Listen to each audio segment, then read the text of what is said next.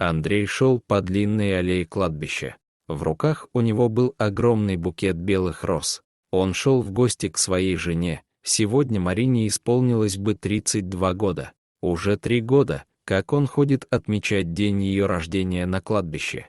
Свернув с аллеи на узкую дорожку, он отправился вглубь кладбища. Вот и могилка. «Здравствуй, родная, сегодня у тебя день рождения. Я принес тебе букет твоих любимых белых роз». Выбросив из вазы старые цветы, Андрей с трудом вставил большой букет в вазу, достал из коробочки тряпку и вытер памятник и саму оградку. Убрав все на место, Андрей сел на лавочку. Он долго смотрел на портрет на памятнике, и поневоле по щеке его покатилась слеза. Смахнув слезу, Андрей сказал: «Вот уже 3 года я живу без тебя, вернее, существую.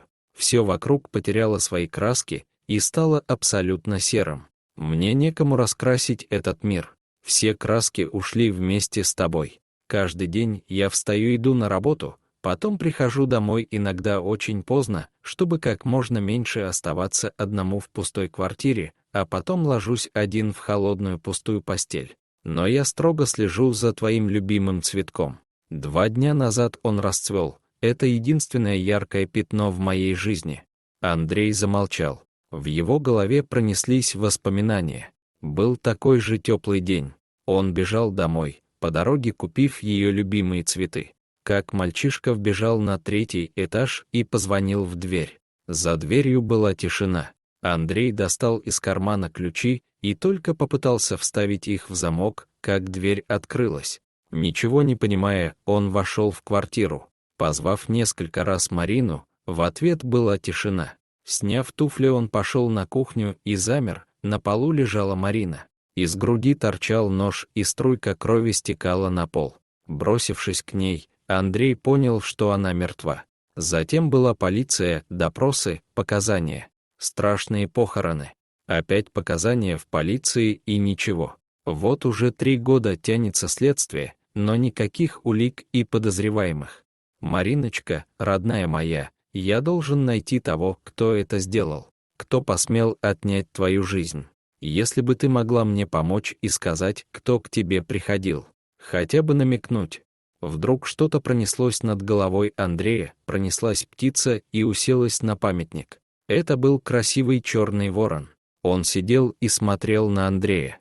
«Красавец, что ты здесь делаешь? Зачем уселся на памятник?» Ворон взлетел, сделал круг и уселся на лавочку, на которой сидел Андрей. Смелый такой. И вдруг Андрей, повернув голову к портрету Марины, сказал: «Дорогая, ты прислала мне весточку.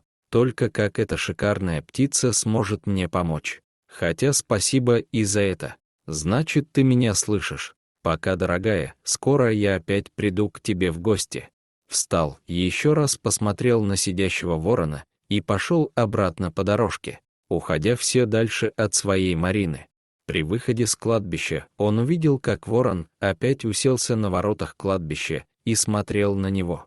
Что-то непонятное происходило в душе Андрея при виде этой птицы. Прошла неделя. За это время Андрей видел ворона дважды. Он прилетал и сидел за окном, где стоял цветущий газон. В конце недели Андрей планировал поездку за город. Должна была собраться вся родня на юбилей мамы. Даже двоюродный брат, которого не видели 3 года, обещал приехать. Рано утром в субботу Андрей побросал кое-какие вещи в сумку и пошел к машине. Подходя к машине, он увидел, что ворон сидит на капоте машины. «Привет, ты что здесь делаешь? Со мной поедешь или сам полетишь?» Ворон взмахнул крыльями и поднялся в небо. Приехав на дачу, Андрей увидел, что во дворе полно народа. Там были мамины сестры, брат отца, 2 сестры Андрея с семьями и брат Егор. С большим букетом цветов он отправился к дому и вдруг заметил, что на козырьке дома сидит ворон. Мама вышла навстречу, его самая родная душа, которая пыталась всячески его поддержать. Он обнял ее и поцеловал, отдал цветы и подарок. Мама обняла и долго не отпускала сына, как будто чувствовала, как тяжело ее сыну. Потом вытерла предательскую слезу, сказала: «Сынок, я так рада, что ты приехал. Мы все тебя так ждали. Иди поздоровайся со всеми».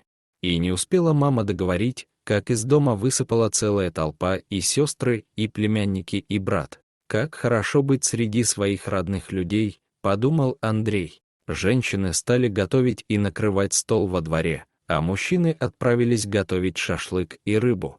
Рыбой занимался отец со своим братом, а шашлыком занимался Андрей и Егор. Каждая компания разговаривала о чем-то своем.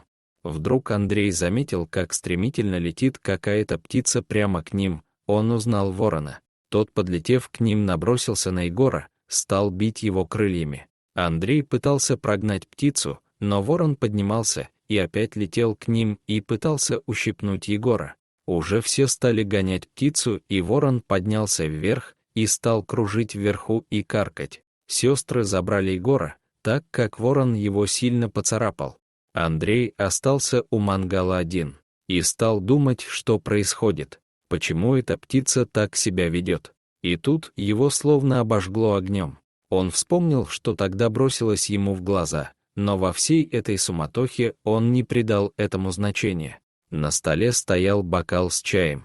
Это был бокал, из которого пил только Егор. Марина сама купила этот бокал с надписью «Егорка» специально для брата, а на тарелке лежало печенье, которое ел только Егор. Андрею стало нехорошо, господи, но как, за что?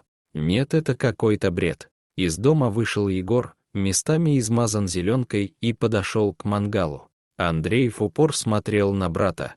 «Зачем ты это сделал? За что, скажи? За что ты убил Марину, что она тебе сделала?» Егор от неожиданности опешил. «Как ты узнал? Это неправда, я не хотел. Все получилось случайно. Кто тебе все рассказал?» «Мне рассказала Марина, вернее Ворон. Скажи, за что?» «Я любил Марину давно, еще до вашей свадьбы, но она никогда не замечала меня. Всегда был только ты. Я приехал в гости, а она вся такая красивая. Я пил чай и не сводил с нее глаз. Мне захотелось ее обнять. Я подошел к ней и попытался обнять ее со спины. Она резко повернулась, в ее руке был нож. Она начала кричать: «Не смей меня трогать!» Я попытался с ней справиться и каким-то образом, перехватив нож, ударил ее. Даже сам этого не понял сразу. Собрал все вещи и исчез. 3 года она приходит ко мне во сне. Может, и хорошо, что ты все узнал.